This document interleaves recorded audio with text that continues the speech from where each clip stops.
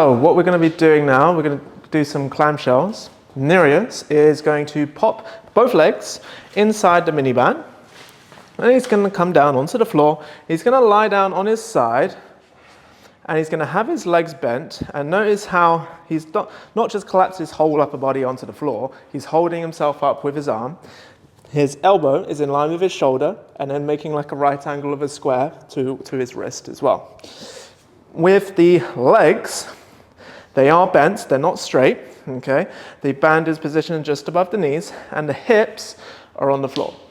Now, with this other arm, is pretty much down to preference. I normally get people to, just as Nereus has adopted this position, have the arm going into the floor to stop yourself from rotating with the upper body. We're then going to keep the feet stacked on each other, and he's going to keep this leg firm on the floor, and he's going to open this knee up as high as he can, holding it there for a second, or as stated from us, and then come back down to the starting position. Try not to rest there. We're going to go straight back up again. This is a controlled movement, so it's not super fast or anything. We're trying to control this movement nice and slow. We're keeping the toes and the heel stacked on each other, and we're not turning round, we're not rounding, we're not leaning over. That leg stays firm on the floor, and you should feel a lot of tension in the sort of lateral part of the glutes here.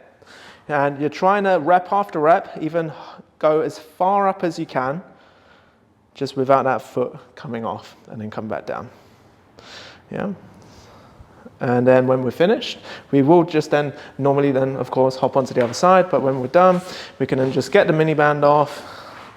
So it's the same thing on the other side. We're bending the legs, forearm is on the floor. We're keeping that leg, the resting leg, firm on the floor. The feet are stacked on each other. Now we've got a different position with the arm just onto the hip, or you can adopt that first position with the hand going down into the floor, whatever is just more preferable for you. And we're not like rotating back and forth. We're not leaning back and forth with that upper body. We're not swinging. We're trying to not use momentum. So we're using a very controlled motion of opening up that knee and the hip as much as you can, and then returning back down to the starting position. And then we're finished.